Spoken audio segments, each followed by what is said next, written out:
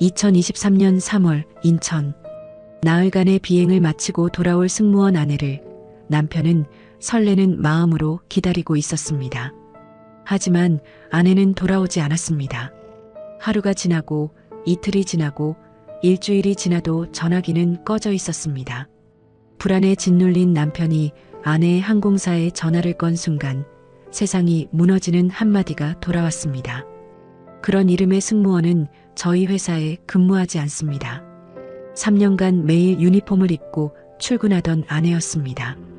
해외에서 선물을 사오며 비행 이야기를 들려주던 아내였습니다. 3년이라는 결혼 생활 전체가 누군가에 의해 정교하게 설계된 것이었다면 그 여자는 대체 무엇을 위해 한 남자의 인생 속으로 들어온 걸까요? 그리고 왜 흔적도 없이 사라져야 했을까요? 경찰은 단순 가출로 사건을 덮었지만 진실은 그렇게 단순하지 않았습니다. 그날의 이야기 지금 시작합니다.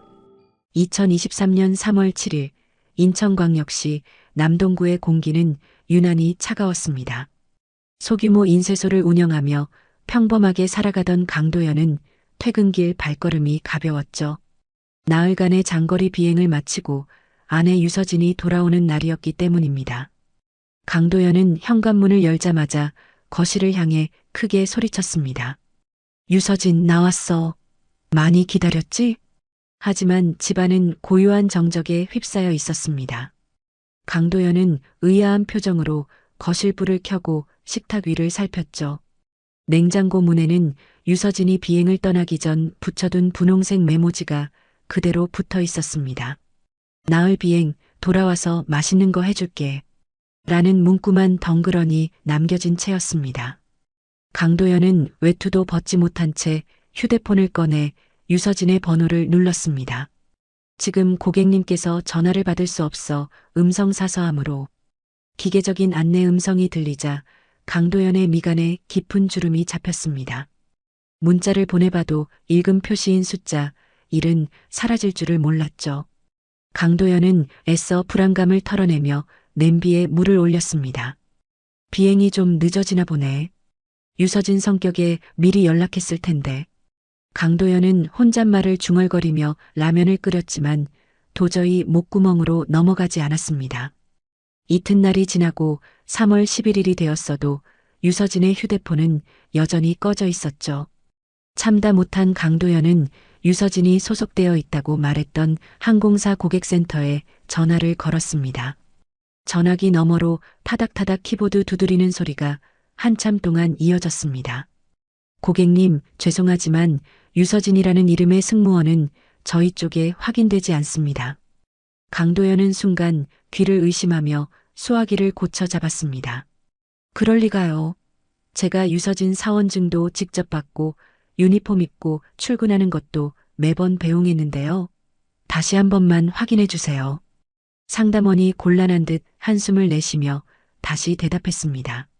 과거 재직 기록까지 샅샅이 뒤져봤습니다만 유서진이라는 직원은 저희 회사에 근무한 이력 자체가 아예 없습니다. 강도연은 마치 머리를 망치로 엇맞은 듯한 충격에 휩싸여 한동안 아무 말도 하지 못했습니다. 그날 오후 강도연은 직접 차를 몰아 인천공항 운항사무소로 달려갔죠. 담당 직원에게 유서진의 사원증 사진을 내밀자 직원은 고개를 갸웃하며 사원증을 살폈습니다.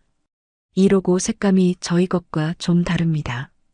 결정적으로 사원번호 체계도 저희 회사 양식이 아니네요. 강도연은 다리에 힘이 풀려 공항 로비 의자에 주저앉고 말았습니다. 그게 무슨 말씀이세요? 그럼 이 사원증이 가짜라는 겁니까? 담당 직원이 사원증을 돌려주며 단호하게 말했습니다. 네, 저희 회사에서 공식적으로 발급한 물건이 아닙니다. 강도연은 한참 동안 움직이지 못한 채 오가는 승무원들의 캐리어 소리만 듣고 있었습니다. 집으로 돌아온 강도연은 미친 사람처럼 안방 옷장을 열어젖혔죠. 유서진이 출근할 때 입던 유니폼 여벌을 꺼내 안감을 거칠게 뒤집었습니다. 봉제선은 엉망이었고 브랜드 라벨도 어설프게 붙어있는 조잡한 기성복에 불과했습니다.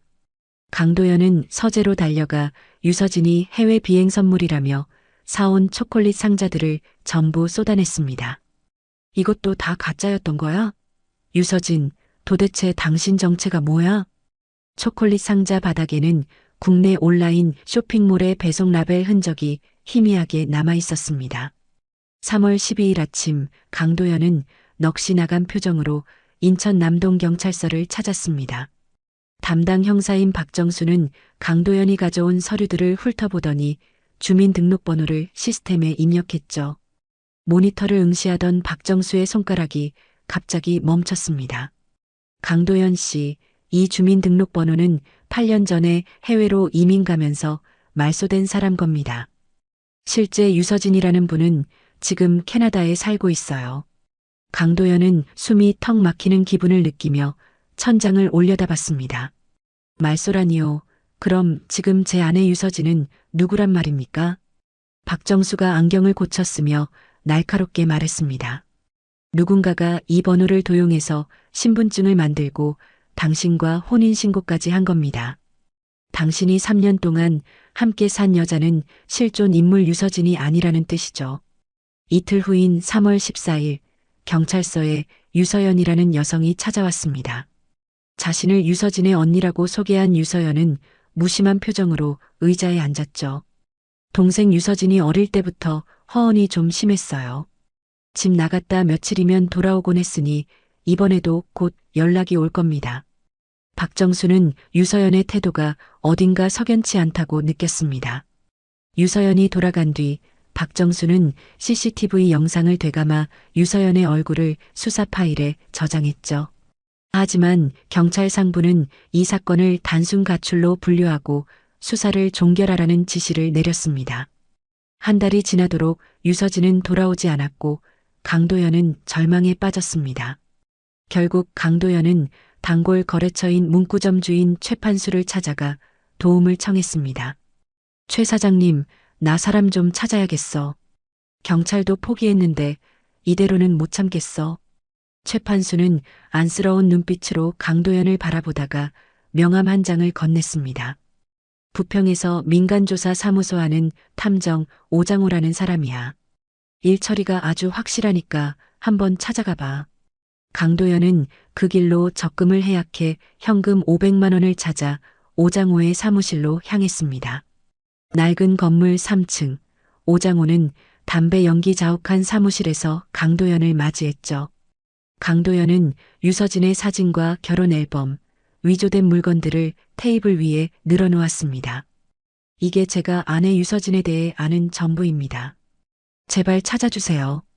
탐정 오장호는 무표정한 얼굴로 혼인신고서를 집어들더니 증인란을 손가락으로 짚었습니다. 강도연 씨, 이 증인들부터 확인해 보겠습니다. 사기의 기본은 주변 인물 포섭이니까요. 며칠 후 오장호에게서 전화가 걸려왔습니다. 전화기 너머 오장호의 목소리는 낮고 가라앉아 있었죠. 증인 중 한 명은 이미 사망한 사람이고 다른 한 명은 허무인입니다. 유서진의 전화기도 위조 신분증으로 만든 대포폰이라 추적이 안 되네요. 강도연은 수화기를 쥔 손에 힘을 주며 입술을 깨물었습니다. 그럼 아예 방법이 없는 겁니까? 강도연 씨, 결혼식 앨범 다시 보세요. 신부 측 하객 중에 지난 3년 동안 당신 집에 찾아온 사람이 단 한 명이라도 있습니까? 강도연은 뒤통수를 한 대 맞은 듯 멍해졌습니다. 한 명도 없었습니다. 유서진이 친구들은 다 외국에 있다고 해서 오장호가 앨범 속 사진들을 카메라로 촬영하며 단호하게 말했습니다. 그 하객들 전부 돈 주고 고용한 연기자들입니다. 이제 그 가짜 하객들의 정체부터 하나씩 벗겨보겠습니다. 유서진이라는 이름 뒤에 숨겨진 추악한 진실을 밝히기 위한 강도연과 탐정 오장호의 추적이 비로소 시작되었습니다. 2023년 4월 말 부평의 낡은 상가 건물 3층에 자리한 오장호 민간조사 사무실은 눅눅한 담배 연기와 침묵으로 가득 차 있었습니다. 책상 위에는 강도연과 유서진의 행복했던 한때가 박제된 결혼 앨범과 유서진의 사진들이 무질서하게 널브러져 있었죠. 오장호는 낡은 가죽 수첩을 펼치며 맞은편에 앉아 초조하게 손가락을 만지작거리는 강도연을 응시했습니다. 강도연의 눈동자는 이미 깊은 절망의 늪에 빠져 초점을 잃은 상태였습니다. 강도연 씨, 유서진 씨가 집을 나가기 전 마지막 일주일 동안 평소와 달랐던 점을 아주 세밀하게 떠올려 보십시오. 아주 작은 습관의 변화라도 좋습니다.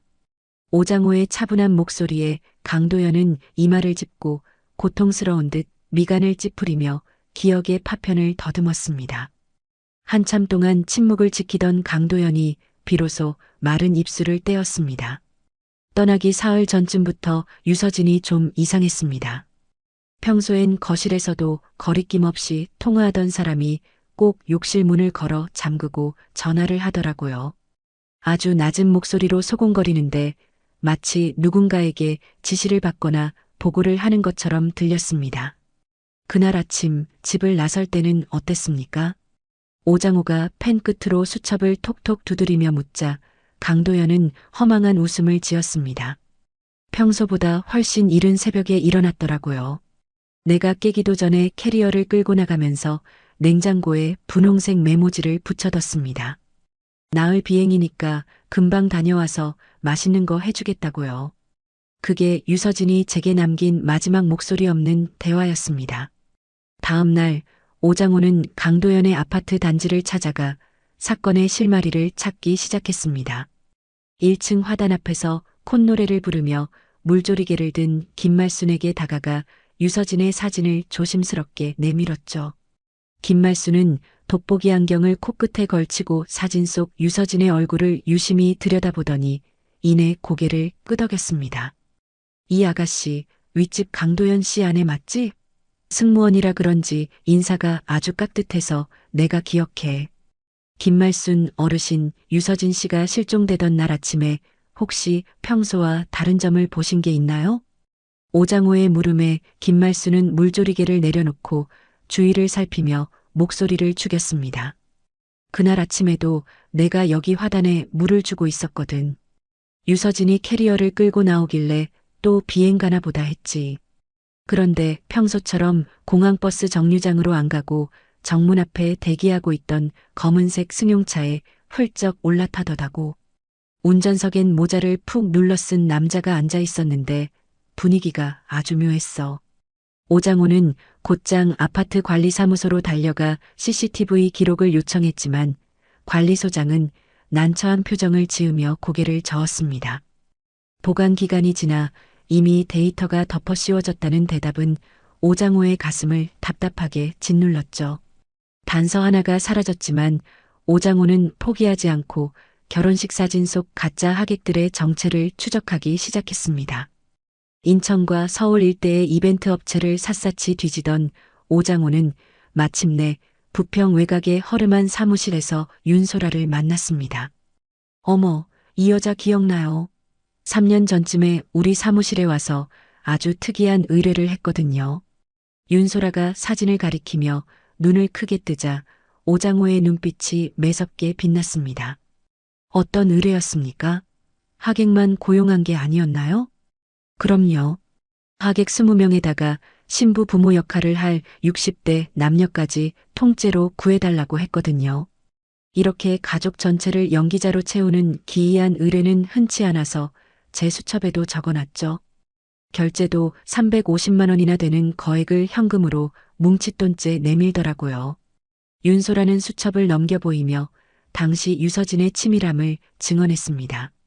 오장호는 윤소라의 목소리를 녹음한 뒤 어둠이 깔린 경찰서 근처 분식집으로 향했죠. 그곳에는 오장호의 경찰 시절 아끼던 후배인 박정수가 기다리고 있었습니다. 박정수는 김이 모락모락 나는 만둣국을 한술 뜨고는 노란 서류 봉투를 오장호 쪽으로 조심스럽게 밀어놓았습니다. 오장호 선배님, 이거 정말 위험한 일인 거 아시죠? 걸리면 저 바로 옷 벗어야 합니다. 박정수가 주변을 살피며 긴장한 기색을 내비치자 오장호는 박정수의 어깨를 툭 쳤습니다. 정수야, 내가 너 곤란하게 만들 사람 아니라는 거 알잖아. 이 사건 단순 가출이 아니라는 거 내 촉으로도 느껴지지? 선배님 밑에서 수사 배울 때 귀에 못이 박이게 들었죠. 범죄의 냄새를 따라가라고. 이 사건 진짜 구린내가 진동을 합니다. 상부에선 단순 가출로 덮으라고 난리지만 전 도저히 납득이 안 돼서 따로 자료 챙겨뒀습니다. 박정수는 봉투에서 유서진의 언니라고 주장했던 유서연의 신분증 사본과 CCTV 캡처 사진을 꺼냈습니다. 유서연이라는 여자가 경찰서에 나타나 동생의 가출 버릇을 주장하며 수사를 방해했다는 사실이 밝혀졌죠. 유서연의 주소지를 확인해 봤는데 이미 오래전에 사라진 유령 주소였습니다. 유서연이라는 이름도 가짜일 확률이 100%예요. 오장호는 박정수가 건넨 자료들을 살피며 혀를 찼습니다. 유서진은 자신을 둘러싼 모든 인간관계를 연기자와 위조 서류로 만들어낸 거대한 허구의 중심이었습니다. 박정수는 만둣국 그릇을 밀어내며 오장호의 눈을 똑바로 응시했습니다. 선배님, 제 직급으론 여기까지가 한계입니다. 하지만 선배님이라면 그 유령의 본체를 잡으실 수 있을 것 같아서 무리 좀 했습니다. 부디 강도연 씨의 억울함 좀 풀어주십시오. 고맙다, 정수야. 이 빚은 나중에 꼭 갚으마. 오장호는 경찰서를 나서며 강도연에게 전화를 걸었습니다. 그날 밤 강도연은 떨리는 손으로 유서진의 서재에서 발견한 낡은 수첩 하나를 오장호에게 건넸습니다. 수첩 안에는 파리, 런던, 도쿄 등 세계 주요 도시의 거리 이름과 유명 맛집, 심지어 현지 날씨 특징까지 정교하게 기록되어 있었죠. 가본 적 없는 해외 도시의 정보를 암기해 남편에게 완벽한 거짓말을 늘어놓기 위한 유서진만의 대본이었습니다. 유서진은 이 세상에 존재하지 않는 유령입니다. 이제 우리는 그 유령이 쓰고 있던 가면을 하나씩 벗겨낼 겁니다. 오장호는 수첩을 덮으며 차가운 미소를 지었습니다. 거짓으로 쌓아 올린 견고한 성벽에 균열이 가기 시작했고 그 틈 사이로 시커먼 진실의 그림자가 기어 나오고 있었습니다. 2023년 5월 오장호는 며칠 밤을 새우며 추적한 끝에 드디어 캐나다에 살고 있는 진짜 유서진과 연락이 닿았습니다. 화상 통화 화면이 켜지자마자 나타난 얼굴은 강도연이 사랑했던 그 여자가 아니었죠. 오장호는 침착하게 상황을 설명했고 화면 속 진짜 유서진은 경악을 금치 못하며 입술을 파르르 떨었습니다. 제 주민등록번호가 한국에서 도용됐다고요? 그 번호로 결혼까지 했다는 게 정말인가요? 오장호는 수첩에 무언가를 기입하며 차분하게 질문을 던졌습니다. 네, 그렇습니다. 이민 가면서 말소된 번호를 누군가 아주 정교하게 가져다 썼어요. 혹시 이 번호를 알만한 지인이나 서류를 맡긴 곳이 있습니까? 전혀요. 이민 수속할 때 여기저기 서류를 제출하긴 했지만 어디서 유출됐는지는 짐작도 안 가요. 정말 소름 끼치네요. 통화를 마친 오장호는 짙은 담배 연기를 내뿜으며 생각에 잠겼습니다. 도용자는 유서진의 주민등록이 말소되었다는 사실을 아주 정확하게 꿰뚫고 있었죠. 이것은 단순한 개인의 범행이 아니라 행정정보에 접근할 수 있는 루트가 있거나 전문 위조 조직이 개입했다는 강력한 증거였습니다. 며칠 뒤 오장호는 위조된 사원증과 신분증을 들고 충무로의 인쇄 전문가를 찾아갔습니다. 전문가는 확대경을 눈에 대고 용지의 결을 아주 세밀하게 살폈습니다. 이거 보통 솜씨가 아닙니다. 가정용 프린터는 명암도 못 내밀 수준이고 업소용 고급 장비로 찍어냈어요. 코팅 두께나 마감 처리도 일반 문구점이 아니라 신분증만 전문으로 다루는 음성적인 곳에서 한 겁니다. 오장호는 전문가의 조언을 듣고 전국의 소규모 복사 전문점을 샅샅이 뒤지기 시작했습니다. 인천을 시작으로 수원, 천안을 거쳐 대전 유성구의 한 복사점에 도착했을 때였습니다. 재단기를 돌리던 주인 송영수가 사진을 보더니 멈칫하며 손을 뗐습니다. 이 여자 내가 잘 알지. 우리 가게 단골이었거든. 언제쯤 보셨습니까? 송영수 사장님? 오장호가 날카롭게 묻자 송영수는 작업대의 먼지를 털어내며 기억을 더듬었습니다. 수년 전부터 여러 번 왔어요. 해외에서 서류를 잃어버려서 재발급받기 전까지 임시로 쓸 거라고 하더라고요. 매번 신분증이나 자격증 양식을 가져와서 출력해달라고 했는데 이름이랑 직업이 매번 달랐던 게 기억나요. 마지막으로 맡긴 이름이 뭔지 기억나십니까?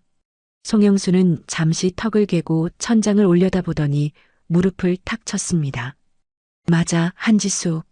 대전에 있는 중견식품회사 사원증을 만들어달라고 했는데 이름이 분명 한지수였어요. 오장호는 수첩에 한지수라는 이름의 굵은 밑줄을 그었습니다. 대전에서의 흔적을 발견한 오장호는 즉시 박정수 형사에게 연락해 대전 일대의 과거 실종 기록 조회를 부탁했죠. 비공식적인 경로를 통해 돌아온 결과는 충격적이었습니다. 9년 전 대전에서 실종 신고된 김하은이라는 여성의 사진이 강도연의 아내와 판박이었던 것입니다. 오장호는 곧장 대전 대덕구의 낡은 단독주택으로 향했습니다. 마당에서 빨래를 널던 신고자 정태호는 오장호가 내민 사진을 보자마자 손에 들고 있던 빨래집게를 떨어뜨렸습니다. 이 여자 하은이잖아. 내 아내 김하은이 여기 왜 있어? 정태호 씨, 이분과 어떤 관계였습니까? 정태호는 평상에 털썩 주저앉아 떨리는 목소리로 대답했습니다. 9년 전에 소개팅으로 만나서 같이 살았어요. 항공사 지상직에서 일한다고 했는데 어느 날 출근한다며 나간 뒤로 짐도 안 챙기고 사라졌죠. 그때 내 돈이랑 생활비 합쳐서 800만 원 정도를 들고 튀었습니다. 오장호는 정태호의 이야기를 들으며 소름 돋는 평행이론을 발견했습니다. 항공사 직원이라는 가짜 직업, 갑작스러운 증발, 그리고 경찰의 단순 가출 종결까지. 강도연이 겪은 비극은 이미 9년 전 대전에서 시작된 연극의 재현이었던 셈이죠. 오장호는 대전을 떠나기 전 송영수에게 부산과의 연관성을 물었습니다. 송영수는 그 여자가 부산에서 전화로 급한 서류를 문의한 적이 있었다는 결정적인 힌트를 주었죠. 오장호는 지체 없이 부산 해운대로 방향을 틀었습니다. 원룸 밀집 지역을 돌며 사진을 보여주던 중 건물 주인 이경자가 사진을 가로채듯 집어들었습니다. 예, 우리 건물에 살던 애잖아. 이름이 이수정이었나? 간호사라고 했는데 맨날 잠만 자고 출퇴근도 제멋대로였어. 그때 혹시 특이한 점은 없었나요? 이경자 사장님?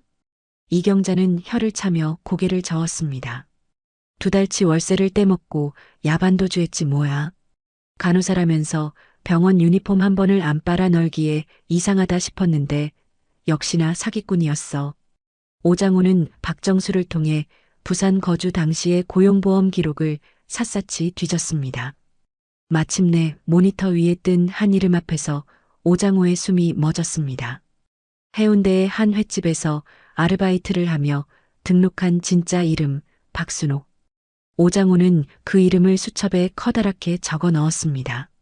드디어 유령의 본명을 찾아낸 오장호는 횟집 사장 한기철을 찾아갔습니다. 한기철은 비린내 나는 장화를 신고 사진을 유심히 들여다보더니 껄껄 웃었습니다. 아, 이 처자 기억나지? 우리 가게에서 반년 정도 일했는데 서울에서 사업하다 망해서 내려왔다고 했어. 일할 때 우리 단골 손님이랑 눈이 맞아서 그 사람 차 타고 퇴근하곤 했지. 그 손님이 누구인지 아십니까? 한기철 사장님? 기장에서 수산물 건조하는 임종배라고 흰색 봉고차 몰던 중년 남자야. 지금은 안성으로 이사 갔다고 들었어. 오장호는 기장군을 거쳐 안성으로 향하는 경로를 정리하며 강도연에게 중간 보고를 했습니다. 전화기 너머 인색이 돌아가는 굉음이 순식간에 잦아들었습니다. 강도연 사장님, 아내분의 본명은 박순옥으로 추정됩니다. 대전에서는 김하은, 부산에서는 이수정이라는 이름으로 다른 남자들과 살았습니다. 강도연은 한참 동안 말이 없었습니다. 수화기 너머로 들려오는 거친 숨소리가 그의 무너진 마음을 대변하고 있었죠. 나만 속은 게 아니었군요. 그 여자는 처음부터 끝까지 가짜였어. 강도연의 목소리는 힘없이 잦아들었고 이내 전화가 끊겼습니다. 그날 이후 인쇄소의 불은 며칠째 켜지지 않았습니다. 유일한 직원인 조카 강민재가 삼촌을 걱정하며 매일 문자를 남겼지만 강도연은 어두운 방 안에 홀로 앉아 거울 속에 낯선 여자가 되어버린 아내의 흔적을 멍하니 바라볼 뿐이었습니다. 2023년 6월 경기도 안성의 한적한 외곽 지역은 뙤약볕 아래 숨을 죽이고 있었습니다. 오장호는 임종배의 주소가 적힌 쪽지를 쥔 채 엘리베이터도 없는 낡은 5층 임대 아파트 계단을 올랐죠. 꼭대기층에 다다라 숨을 고른 오장호가 배를 누르자 한참 뒤에야 초췌한 몰골의 임종배가 문을 빼꼼히 열었습니다. 누구십니까? 잡상인이면 당장 가세요. 임종배가 경계심 가득한 눈으로 묻자 오장호는 한 발자국 물러서며 정중하게 명함을 건넸습니다. 민간조사 사무소에서 나온 오장호라고 합니다. 혹시 이수정이라는 여성을 아시는지 여쭤보러 왔습니다. 이수정이라는 이름이 나오자마자 임종배의 얼굴이 석고상처럼 딱딱하게 굳어버렸죠. 다급하게 문을 닫으려는 임종배의 손을 막는 대신 오장호는 가방에서 유서진의 사진을 꺼내 문틈 사이로 쓱 밀어 넣었습니다. 이 여자입니다. 강도연 씨의 아내이자 당신이 알던 그 사람 말입니다. 사진을 받아든 임종배의 손이 미세하게 떨리기 시작했습니다. 한참 동안 사진 속 여자의 얼굴을 뚫어지게 들여다보던 임종배는 이내 깊은 한숨을 내쉬며 문을 활짝 열어주었죠. 들어오시오. 집안꼴이 이래서 미안합니다. 좁은 거실에는 낡은 밥상 하나와 소리만 요란한 텔레비전이 전부였습니다. 임종배는 구석에 놓인 찬물을 벌컥벌컥 들이켜더니 밥상 앞에 털썩 주저앉아 입을 열었습니다. 이수정이라고 했어요. 대학병원 간호사라고 하길래 철석같이 믿었죠. 아내를 먼저 보내고 홀로 지내던 제게 먼저 다가와 살갑게 굴던 사람이었습니다. 그 눈웃음에 속아 어느새 살림까지 차리게 됐고요. 함께 사시는 동안 별다른 문제는 없었습니까? 오장호가 수첩을 꺼내 적으며 묻자 임종배는 자조 섞인 웃음을 터뜨렸습니다. 1년 조금 넘게 살았나 보네요. 수산물 가공장 수익이며 생활비며 있는 대로 다 퍼졌습니다. 그러다 어느 날 지방병원으로 파견 근무를 간다며 짐을 싸서 나갔는데 그게 끝이었습니다. 전화는 꺼져 있고 찾아가 봐도 그런 간호사는 없다는 소리뿐이었죠. 임종배는 무릎 위에 놓인 거친 손을 연신 만지작거리며 말을 이어갔습니다. 경찰에 신고도 못했습니다. 동네 사람들한테 간호사 새 아내 얻었다고 입이 마르도록 자랑을 해놨는데 사기당했다는 사실이 알려지면 제 꼴이 뭐가 됩니까? 그래서 도망치듯 기장을 떠나 여기 안성까지 숨어 들어온 겁니다. 오장호는 고개를 떨군 임종배의 모습에서 강도연의 그림자를 보았습니다. 믿었던 사람에게 배신당하고 사회적인 명예까지 잃은 채 고립된 남자의 얼굴이었죠. 혹시 그 여자가 남기고 간 물건이 단 하나라도 남아 있습니까? 임종배는 잠시 머뭇거리다가 안방 구석 먼지가 뽀얗게 쌓인 종이 상자 하나를 끌고 나왔습니다. 상자 안에는 위조된 간호사 면허증 사본과 병원 로고가 박힌 가짜 명찰, 그리고 지역번호가 빼곡히 적힌 메모 수첩이 들어 있었죠. 오장호는 수첩을 펼쳐 첫 장의 필체를 확인하는 순간 전율을 느꼈습니다. 이 글씨 강도연 씨 집에서 본 수첩 필체와 정확히 일치합니다. 역시 같은 여자였어. 사무실로 돌아온 오장호는 벽면에 대전의 정태호, 부산의 임종배, 인천의 강도연 사례를 나란히 붙여두고 분석에 들어갔습니다. 정태호에게서 800만 원, 임종배에게서 1,500만 원, 강도연에게서는 3년간의 생활비. 전문적인 결혼 사기범이라고 하기에는 뜯어낸 금액이 너무나 소박했죠. 값비싼 명품을 산 흔적도 부동산 투기를 한 정황도 전혀 보이지 않았습니다. 돈이 목적이 아니라면 대체 무엇 때문에 이런 연극을 반복하는 거지? 오장호가 팔짱을 낀 채 사진들을 노려보던 그때 책상 위 휴대폰이 요란하게 울렸습니다. 박정수 형사를 통해 보험사 조회를 부탁했던 결과가 도착한 것이었죠. 전화기 너머 박정수의 목소리는 평소보다 훨씬 낮고 신중했습니다. 오장호 선배님, 이상한 점을 발견했습니다. 3년 전 유서진이라는 이름으로 가입된 사망보험이 하나 있어요. 그런데 수익자가 남편인 강도연 씨가 아닙니다. 그럼 수익자가 누구입니까? 유서연. 경찰서에 찾아와서 수사를 방해했던 그 언니라는 여자로 지정되어 있습니다. 오장호의 손가락이 수첩 위에서 멈췄습니다. 유서연, 그 이름이 다시 등장한 것입니다. 그동안 박순옥이 돈에 큰 욕심을 부리지 않았던 이유는 따로 있었던 것이죠.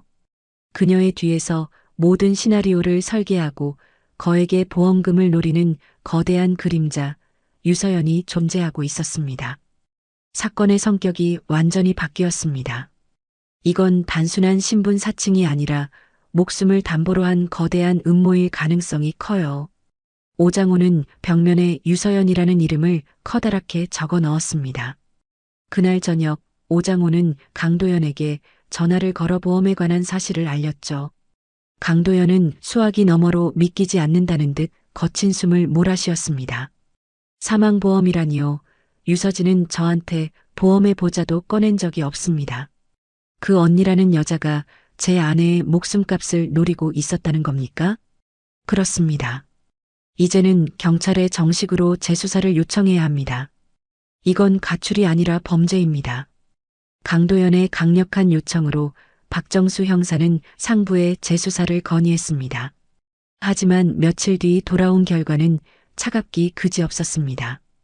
해당 보험은 유서진이 실종되기 6개월 전에 이미 해지되었고 유서연이 보험금을 수령한 사실도 없다는 것이었죠. 박정수 형사님, 실제 보험금이 지급된 게 아닌데 어떻게 수사를 합니까? 위에서 그냥 가출로 놔두라고 난리예요. 유서진이 실종되고 보름 뒤에 언니라는 여자가 보험금을 청구하긴 했는데 경찰이 실종 수사를 시작하니까 갑자기 청구를 취소하고 잠적해버렸거든요. 서류상으론 미수일 뿐이라니까요. 경찰 동료의 냉담한 반응에 박정수는 입술을 꽉 깨물었습니다. 보험금을 청구했다가 돌연 취소했다는 것은 수사망이 좁혀오는 것에 위협을 느꼈거나 돈보다 더 중요한 신분 세탁을 위해 꼬리를 자른 것이 분명했습니다. 오장호는 박정수가 보관해둔 로비 CCTV 사진과 유서진의 사진을 나란히 놓고 비교했습니다. 박정수는 책상 서랍에서 개인 수사 파일을 꺼내 품에 안았습니다. 공식 수사가 안 된다면 제 개인적인 자존심을 걸고라도 이어가겠습니다. 탐정 오장호와 박정수 형사는 비공식적인 공조를 더욱 공고히 하기 시작했습니다.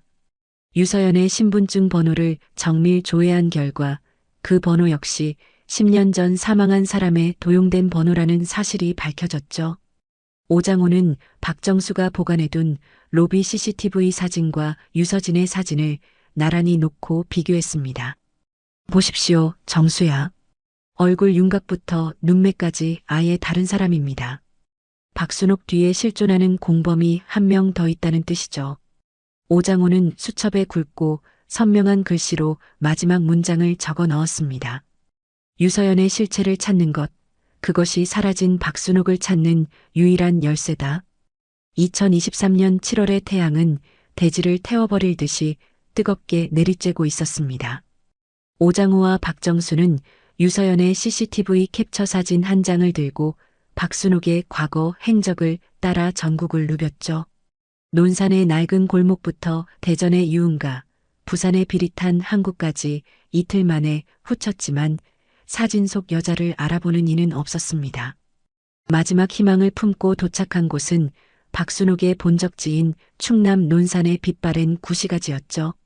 시장 입구 옆에서 세월을 견디고 있는 작은 슈퍼마켓 앞에서 오장호가 사진을 내밀었습니다. 계산대에 앉아 부채질을 하던 오복자는 안경도 쓰지 않은 채 사진을 보더니 단숨에 소리쳤습니다. 어머, 이거 순자 아니야. 박순자. 오장호와 박정수는 약속이라도 한 듯 동시에 발걸음을 멈추고 오복자를 바라봤습니다. 박정수가 서둘러 수첩을 꺼내며 오복자의 곁으로 다가갔죠. 박순자요? 이 사진 속 여자가 박순자가 확실합니까? 오복자는 계산대 의자에서 몸을 돌려 앉으며 혀를 끌차더니 말을 이었습니다. 확실하고 말고 시장 박신의 딸들이야. 아버지가 일찍 죽고 엄마가 좌판 깔아서 키웠거든. 우리 가게에 맨날 과자 사러 오던 애들이라 내가 눈 감고도 마치지. 박순옥과 박순자 두 자매는 평소에 어떤 사이였나요? 오장호가 사진을 다시 살피며 묻자 오복자는 먼지 쌓인 과자 상자를 정리하며 대답했습니다. 동생 순옥이는 어릴 때부터 인물이 훤했어. 동네 남학생들이 다 쳐다볼 정도였지. 근데 언니 순자는 그림자 같았어. 조용하고 무뚝뚝해서 늘 동생 뒤에만 서 있었거든. 엄마 죽고 둘이 마을 떠난 뒤로는 소식이 뚝 끊겼지. 오장호는 슈퍼마켓을 나서며 박정수에게 날카로운 시선을 던졌습니다. 박정수는 입술을 깨물며 복잡한 표정으로 차 문을 열었죠. 정수야, 경찰서에 나타났던 유서연이 바로 박순옥의 친언니 박순자였어. 위조 신분증까지 만들어서 경찰을 대놓고 기만한 거지. 박정수는 담배를 입에 물고 라이터를 켰지만 불은 붙이지 않은 채 멍하니 허공을 응시했습니다. 언니가 동생을 위해 단독으로 움직인 건지 아니면 두 자매가 처음부터 머리를 맞대고 짠 판인지 그걸 밝혀내는 게 급선무겠네요. 차 안에서 박정수는 노트북을 열어 박순자의 주민등록 이력을 정밀하게 조회하기 시작했습니다. 현재 박순자는 경기도 시흥의 낡은 공단 근처 원룸촌에 거주하며 플라스틱 공장에서 일용직으로 근무 중이었죠. 박정수는 시흥으로 차를 몰기 전 박순자 명의의 금융 기록을 먼저 훑어내렸습니다. 모니터를 응시하던 박정수의 미간이 좁아지며 눈매가 날카로워졌습니다. 선배님, 이것 좀 보세요. 박순자 계좌에 비정기적으로 거액이 계속 입금됐습니다. 적게는 50만 원에서 많게는 200만 원까지요. 입금 시기가 박순옥의 행적과 겹칩니까? 오장호가 운전대를 잡은 손에 힘을 주며 묻자 박정수가 고개를 세차게 끄덕였습니다. 정확히 일치합니다. 대전, 부산, 인천까지 박순옥이 남자들에게 생활비 명목으로 뜯어낸 돈을 언니에게 송금한 거예요. 이건 박순자가 속은 게 아니라 처음부터 완벽한 공범이었다는 증거입니다. 오장호와 박정수는 시흥공단 인근의 낡은 원룸촌에 도착해 차를 세웠습니다. 녹슨 철판 지붕이 이어진 건물 3층, 좁고 어두운 복도를 지나 초인종을 눌렀죠. 한참 만에 문이 열리자 기름때 묻은 작업복 차림의 박순자가 나타났습니다. 박정수는 망설임 없이 경찰 신분증을 그녀의 눈앞에 들이밀었습니다. 인천 남동경찰서 박정수 형사입니다. 동생 박순옥 씨 건으로 드릴 말씀이 있어서 왔습니다. 박순자의 눈동자가 크게 요동쳤지만 이내 차가운 표정으로 얼굴을 굳혔습니다. 동생요? 저는 걔 소식 전혀 모르는데요. 연락 끊긴 지가 언젠데 여기까지 찾아오셨어요? 오장호는 가방에서 유서연이라는 이름으로 찍힌 CCTV 사진을 꺼내 박순자의 얼굴 옆에 가져다 댔습니다. 올해 3월 14일 당신은 인천 남동경찰서에서 유서연이라는 가짜 이름으로 앉아 있었습니다. 동생이 허언증 환자라고 증언하며 우리 수사를 방해했죠. 박순자의 안색이 순식간에 종이장처럼 하얗게 질려버렸습니다. 문틈을 꽉 쥔 그녀의 손가락이 가늘게 떨리는 것을 오장호는 놓치지 않았죠. 그건 동생이 하도 부탁을 해서 어쩔 수 없이 간 거예요. 전 죄 없습니다. 여기서 이럴 게 아니라 들어가서 자세히 이야기하죠. 당신 방 안에 있는 물건들도 참 흥미롭던데. 오장호는 박순자를 밀치고 원룸 안으로 성큼성큼 걸어 들어갔습니다. 공장 일용직 수입으로는 도저히 살 수 없는 최신형 냉장고와 고가의 브랜드 화장품들이 눈길을 끌었죠. 박정수는 식탁 의자에 앉아 겁에 질린 박순자를 강하게 몰아붙였습니다. 사망보험 수익자 건 알고 있지? 동생 이름으로 가입된 보험의 수익자가 당신, 박순자로 되어 있더군. 이것도 동생이 시킨 건가? 박순자는 무릎 위에 올린 손을 꽉 쥐며 필사적으로 고개를 저었습니다. 그 보험은 순옥이가 알아서 가입한 거예요. 전 나중에 알았다고요. 해지도 걔가 직접 했고요. 그럼 경찰서에는 왜 간 거야? 실종 신고된 지 이틀 만에 말이지. 박정수의 물음에 박순자는 입술을 파르르 떨며 간신히 목소리를 냈습니다. 순옥이가 실종되기 직전에 전화가 왔어요. 경찰서 가서 그냥 가출이라고만 해달라고, 그래야 자기가 새 인생을 살 수 있다고요. 그게 다예요, 정말로. 박정수는 박순자의 흔들리는 눈동자를 가만히 응시하며 생각에 잠겼습니다. 그녀의 말이 사실이라면 박순옥은 범죄를 저지른 게 아니라 단지 자발적으로 사라진 것이 되기 때문이죠. 차로 돌아온 오장호는 담배를 물고 생각에 잠긴 박정수에게 먼저 말을 건넸습니다. 박순자가 경찰서에 간 날짜를 다시 봐. 순옥이가 사라진 게 3월 초인데 이틀 만에 언니가 나타났어. 그 짧은 시간에 정착도 안 한 애가 경찰 대응까지 부탁했다고? 형님 말씀은 사라지기 전부터 둘이 치밀하게 시나리오를 짰다는 거군요. 박정수가 담배를 창밖으로 던지며 고개를 끄덕이자 오장호가 날카로운 미소를 지었습니다. 박순자를 위조 신분증 사용과 허위 진술 혐의로 내사해. 우린 박순옥의 현재 위치를 찾을 결정적인 단서를 추적해야 한다. 오장호는 휴대폰을 꺼내 대전의 인쇄 전문가 송영수에게 다시 전화를 걸었습니다. 송 사장님, 접니다. 박순옥이 마지막으로 의뢰했던 서류 말입니다. 그게 정확히 어떤 내용이었는지 사소한 것 하나까지 다시 확인해 주셔야겠습니다. 사라진 사람을 쫓던 수사는 이제 위조 문서가 향한 마지막 목적지를 겨냥하고 있었습니다. 오장호의 눈빛은 이미 박순옥이 숨어있는 새로운 도시에 닿아 있었죠. 거짓으로 쌓아 올린 유령의 성이 무너지는 소리가 조금씩 들려오고 있었습니다. 2023년 7월 말 대전 유성구의 여름은 지열로 인해 아스팔트가 울렁거릴 정도로 뜨거웠습니다. 오장호는 땀을 닦으며 다시 한번 송영수의 복사 전문점 문을 열고 들어섰죠. 송영수는 작업대 위에 코팅 필름을 정교하게 펼쳐놓고 있다가 오장호를 발견하고는 조용히 손을 멈췄습니다. 또 오셨군요. 이제 웬만한 건 다 말씀드린 것 같은데 말이죠. 송영수가 수건으로 손을 닦으며 묻자 오장호는 수첩을 펼치며 작업대 앞으로 바짝 다가앉았습니다. 사장님, 지난번에 말씀하셨던 한지수 사원 증건 기억나시죠? 그때 사원증에 적힌 회사의 정확한 주소나 부서, 위치 같은 걸 혹시 기억하십니까? 송영수는 잠시 오장호의 눈을 응시하다가 작업대 옆 선반 깊숙한 곳에서 낡은 장부 한 권을 꺼냈습니다. 누렇게 변한 페이지를 한 장씩 넘기던 송영수의 손가락이 특정 대목에서 멈춰섰죠. 여기 있네요.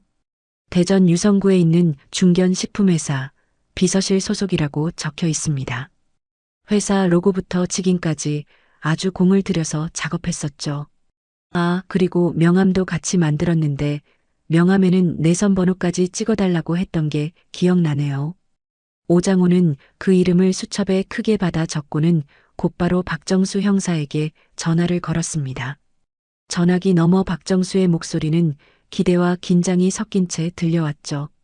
정수야, 회사 이름 확인됐다. 대전 소재 식품업체야. 한지수라는 이름으로 재직 중인지 즉시 공조 요청 좀 해줘. 공조 결과는 놀랍게도 하루 만에 돌아왔습니다.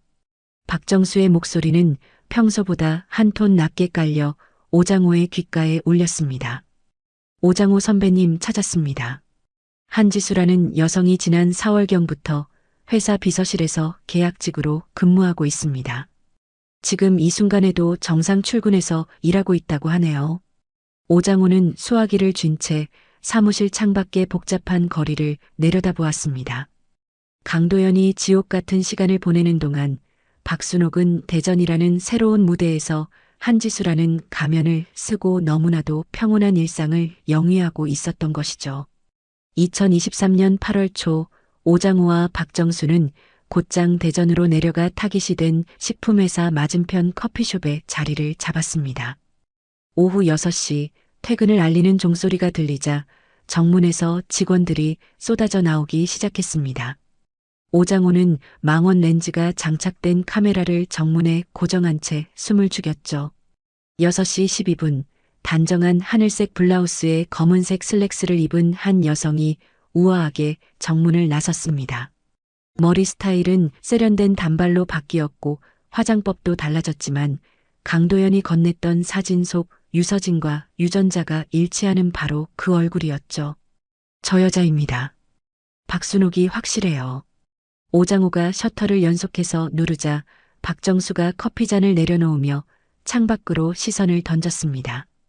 박순옥의 옆으로 인상 좋은 50대 남성이 다가오더니 자연스럽게 그녀의 가방을 받아들었죠. 두 사람은 다정하게 팔짱을 낀 채 주차장으로 향했습니다. 네 번째 희생양이군요. 박순옥은 멈출 생각이 전혀 없었던 겁니다. 박정수가 턱 근육을 실룩거리며 말했지만 당장 검거에 나서지는 않았습니다. 언니 박순자가 동생의 행방을 모른다고 했던 진술이 거짓임을 입증할 확실한 증거가 필요했기 때문이죠. 두 사람은 사흘 동안 박순옥의 퇴근 동선을 그림자처럼 따랐습니다. 나흘째 되는 화요일 저녁, 오장호는 박순옥의 기이한 행동을 포착했습니다. 퇴근 후 빌라 주차장에 도착한 박순옥은 옆자리에 남자를 먼저 올려보낸 뒤 차 안에 혼자 남아 어딘가로 긴 통화를 시도했죠. 매주 화요일 이 시간이면 주차장에서 10분 넘게 통화합니다. 아주 은밀하게요. 박정수가 즉시 해당 시간대의 통신 기록 조회를 신청했습니다. 결과를 확인한 박정수의 눈이 날카롭게 번뜩이며 조회 화면을 손가락으로 거칠게 두드렸습니다. 2번호 시흥에 있는 박순자의 원룸 유선 전화입니다. 동생 소식을 모른다던 박순자가 매주 화요일마다 박순옥과 긴밀하게 공조하고 있었던 거예요. 박순자의 경찰서 방문과 허위 증언은 수사망을 교란하기 위한 치밀한 연극이었음이 명백히 드러났습니다. 박정수는 즉시 법원에 체포영장을 청구했고 사문서 위조 및 사기 혐의로 영장이 발부되었습니다. 2023년 8월 중순 대전경찰청 형사들과 합류한 박정수는 식품회사 정문 앞에서 박순옥을 기다렸습니다. 오후 6시 15분 박순옥이 평소처럼 정문을 나서자 박정수가 성큼성큼 다가가 그녀의 앞을 가로막았죠. 박순옥 씨, 잠시 실례하겠습니다. 박순옥은 걸음을 멈추고 고개를 들어 박정수를 올려다보았습니다. 놀랍게도 그녀의 표정에는 단 한 줄기의 동요도 없었습니다. 누구신데 저를 막으시죠? 저는 이 회사 비서실 한지수입니다. 사람을 잘못 보신 것 같네요. 박순옥이 차분하게 대꾸하며 지나가려 하자 박정수가 그녀의 눈을 정면으로 쏘아보며 낮은 목소리로 읊조렸습니다. 본명 박순옥, 그리고 당신 남편 강도현. 그 순간 박순옥의 입이 단단히 닫혔습니다. 그녀의 눈동자는 허공의 한 점에 고정된 채 수초간 얼어붙은 듯 움직이지 않았죠. 주변을 지나던 직원들이 멈춰서서 수군거리기 시작하자 박순옥이 천천히 입을 열었습니다. 그 이름이 맞긴 한데 강도현이라는 남자는 전혀 모르는 사람입니다. 처음 들어봐요. 박정수는 그녀의 대답에서 소름 끼치는 이질감을 느꼈습니다. 이것이 처벌을 피하기 위한 뻔한 거짓말인지 아니면 정말로 자신의 인생 조각들을 기억에서 지워버린 것인지 분간하기 힘들었죠. 대전 형사들이 박순옥의 양팔을 붙잡자 그녀는 더 이상 저항하지 않고 순순히 경찰차에 올라탔습니다. 박순옥은 즉시 인천 남동경찰서로 압송되었습니다. 박정수는 시흥의 박순자에게 전화를 걸어 동생의 체포 소식을 알렸죠. 박순자는 수화기 너머로 비명조차 지르지 못한 채 한참을 침묵하다가 전화를 끊었습니다. 같은 시각 오장호는 인쇄소에서 홀로 기계를 돌리고 있을 강도현에게 연락을 취했습니다. 강도현 사장님, 아내를 찾았습니다. 지금 인천 남동경찰서로 압송 중입니다. 전화기 너머로 요란하게 돌아가던 인쇄기 소리가 거짓말처럼 뚝 멈췄습니다. 강도현은 수화기를 귀에 댄 채 석상처럼 굳어 한참을 서 있었습니다. 오장호는 그가 감정을 추스를 때까지 묵묵히 기다려 주었죠. 지금 가면 됩니까? 어디로 가면 되죠? 인천 남동경찰서로 오십시오. 거기서 모든 진실이 기다리고 있을 겁니다. 강도연은 떨리는 손으로 인쇄기 전원을 내리고 작업복 위에 점퍼를 걸쳤습니다.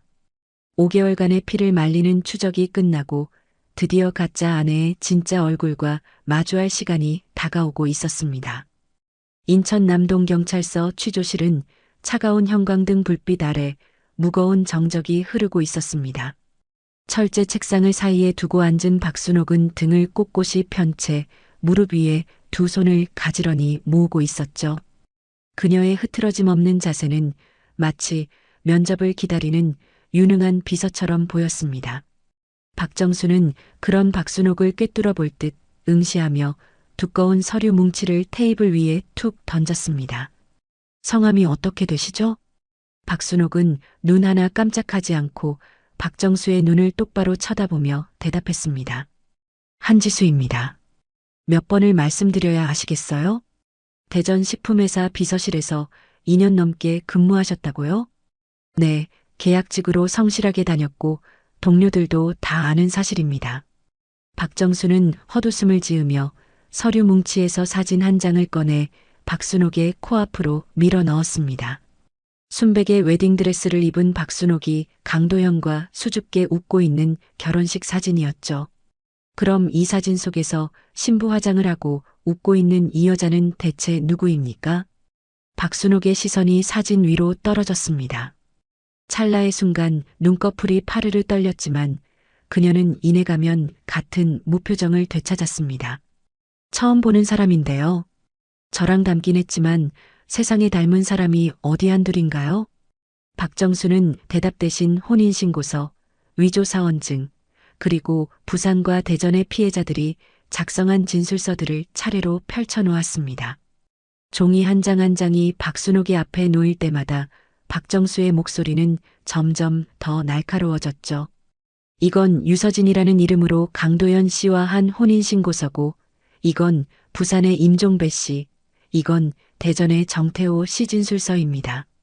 이 모든 기록이 가리키는 여자가 단 한 명인데 여전히 모른다고 하실 겁니까? 박순옥은 서류들을 마치 남의 일인 양 천천히 훑어보더니 나직하게 읊조렸습니다. 전부 저랑 상관없는 다른 사람들 이야기네요. 소설 쓰시는 거 아니에요? 박정수가 펜을 내려놓고 의자에 깊숙이 몸을 기댈 때 취조실 문이 열리며 한미영이 들어왔습니다. 범죄심리 전문가인 한미영은 박순옥의 맞은편에 앉아 부드러운 눈빛으로 그녀를 바라봤죠.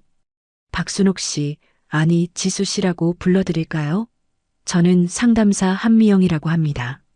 한미영의 온화한 목소리에 박순옥의 경계심이 아주 조금 허물어지는 것이 보였습니다. 한미영은 서류를 덮고 박순옥에게 아주 사적인 질문을 던지기 시작했죠.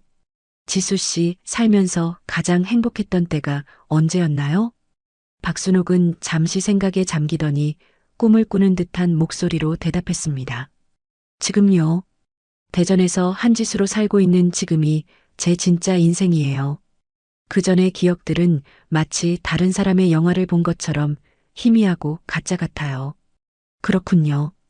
그럼 인천에서의 생활은 기억나지 않나요? 남편 강도연 씨가 운영하던 그 인쇄소 말이에요. 한미영의 유도 질문에 박순옥은 자신도 모르게 허공을 보며 중얼거렸습니다. 잉크 냄새요. 인쇄소에서 늘 나던 그 독한 냄새가 강도연 씨 옷에 배어서 집에 올 때마다 진동을 했거든요. 빨래를 해도 잘 안 빠졌죠. 한미영은 기회를 놓치지 않고 부산과 대전의 기억들을 끄집어내기 시작했습니다. 박순옥의 입술은 마치 주문에 걸린 듯 과거의 감각들을 쏟아냈죠.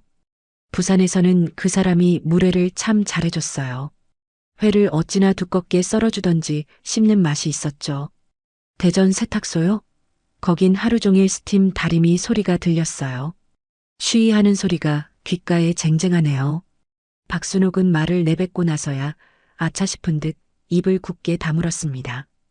그녀는 모든 것을 기억하고 있었고 단지 그 기억들을 자신의 삶에서 강제로 도려내려 했던 것이죠. 그 시각 복도 건너편 별도 조사실에서는 언니 박순자의 취조가 한창이었습니다. 형사 김도우는 박순자 앞에 매주 화요일마다 박순옥과 통화한 내역과 계좌 입금 기록을 펼쳤습니다.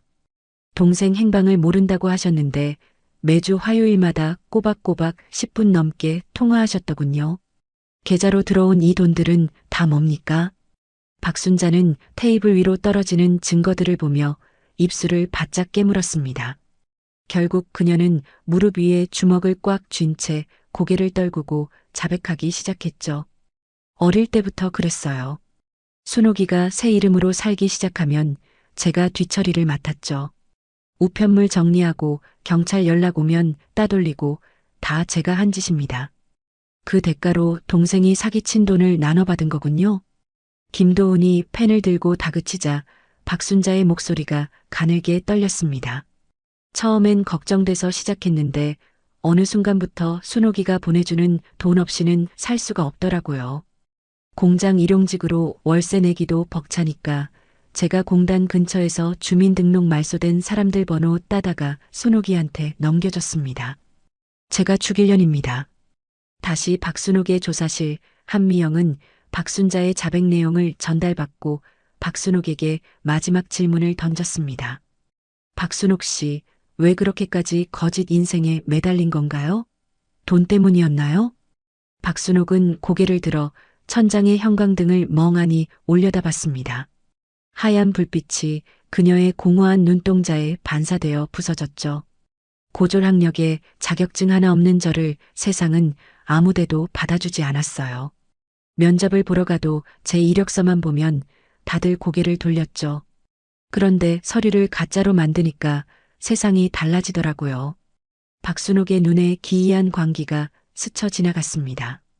간호사라고 하면 대단하다고 치켜세워주고 승무원이라고 하면 다들 부러워하며 쳐다봤어요. 그 눈빛들이 너무 좋았어요. 내가 진짜 그런 사람이 된 것 같아서. 하지만 결국 들통날까봐 매번 도망쳐야 했잖아요. 그게 정말 행복이었나요? 한미영이 안쓰러운 듯 묻자 박순옥은 손가락을 꼼지락거리며 고개를 숙였습니다. 강도연 씨가 항공사 가족 할인을 받겠다고 제 사원 번호를 묻는 순간 심장이 멎는 줄 알았어요. 아, 이제 또 끝났구나 싶었죠. 그래서 언니한테 전화해서 경찰서에 가달라고 부탁하고 대전으로 튄 거예요. 조사실에 차가운 침묵이 내려앉았습니다. 한미영은 박순옥의 눈을 조용히 응시하며 마지막 확인 사살을 했죠. 지수 씨, 지금 이 순간에도 당신이 한지수라고 믿고 싶나요? 기나긴 정적 끝에 박순옥의 입술이 파르르 떨리며 아주 작은 소리가 새어나왔습니다. 박순옥, 다시 말씀해 보시겠어요? 박순옥의 눈가에 맺혀있던 눈물이 뺨을 타고 흘러내렸습니다. 제 이름은 박순옥이에요. 하지만 순옥이로 살면 세상 누구도 저를 쳐다봐주지 않아요. 그게 너무 싫어서, 그래서 죽으림을 다해 박순옥을 지우고 싶었어요. 박순옥은 두 손으로 얼굴을 감싸 쥐고 아이처럼 서럽게 울음을 터뜨렸습니다. 그녀가 쌓아 올린 견고한 거짓의 성벽이 완전히 무너져 내리는 순간이었죠. 1시간 뒤 박정수는 박순옥과 박순자 자매를 사문서 위조 및 사기 등의 혐의로 검찰에 송치한다는 보고서를 작성했습니다. 경찰서 복도 벽에 등을 기대고 서 있던 강도연은 박정수가 다가오자 힘겹게 몸을 일으켰습니다. 도연 씨, 아내분의 본명은 박순옥입니다. 모든 범죄 혐의가 입증되어 검찰로 넘겼습니다. 경찰서에 왔던 언니도 공범인 친언니 박순자가 맞습니다. 강도연은 멍한 표정으로 박정수의 얼굴을 바라보다가 힘없이 고개를 끄덕였습니다. 그는 아무 말 없이 몸을 돌려 긴 복도를 걸어나갔습니다. 경찰서 정문을 나서는 강도연의 등 위로 8월의 눅눅한 밤 공기가 무겁게 내려앉았고 가로등 불빛은 그의 그림자를 길게 늘어뜨렸습니다. 사랑했던 아내 유서진은 죽었고 그 자리엔 상처뿐인 진실만이 남겨져 있었습니다. 2024년 봄 인천지방법원의 공기는 유난히 무겁고 차가웠습니다. 박순옥의 1심 재판이 열리는 날 법정 방청석에는 묘한 긴장감이 흐르고 있었죠. 대전에서 올라온 정태호와 부산에서 올라온 임종배는 서로가 같은 여자에게 속았다는 사실도 모른 채 나란히 앉아 정면만을 응시했습니다. 잠시 후 피고인석으로 수의를 입은 박순옥이 들어왔습니다. 화려한 승무원 유니폼 대신 칙칙한 수의를 입고 머리를 하나로 질끈 묶은 그녀는 죄인처럼 고개를 푹 숙인 채 바닥만 내려다봤죠. 국선 변호인이 자리에서 일어나 서류를 뒤척이며 최후 변론을 시작했습니다. 재판장님, 피고인 박순옥은 어린 시절부터 극심한 빈곤과 무관심 속에 방치되어 심각한 심리적 결핍을 알아왔습니다. 자신의 행위를 온전히 판단할 능력이 부족한 상태에서 저지른 우발적인 범행임을 참작해 주십시오. 재판장은 안경을 고쳤으며 변호인이 제출한 서류를 냉정하게 넘겼습니다. 피고인은 발각 위기가 올 때마다 치밀하게 도주를 계획했고 공범인 언니 박순자에게 구체적인 수사 방해 지시를 내렸습니다. 이는 충분한 판단 능력이 있었다는 반증입니다. 재판장의 서늘한 목소리가 법정 안에 울려 퍼지자 박순옥의 어깨가 미세하게 떨렸습니다. 피해자 진술 순서가 되자 강도연이 천천히 자리에서 일어났습니다. 강도연은 양복 주머니에서 며칠 밤을 새우며 적어내려간 진술서 종이를 꺼냈죠. 하지만 종이를 펼치려던 강도연의 손가락이 문득 멈췄습니다. 바들바들 떨리는 손으로 종이를 쥔 채 한참을 망설이던 강도연은 결국 진술서를 다시 접어 주머니에 넣었습니다. 강도연은 원망 가득한 눈으로 피고인석의 박순옥을 뚫어지게 바라보며 입을 열었습니다. 박순옥, 아니 유서진. 딱 하나만 묻자.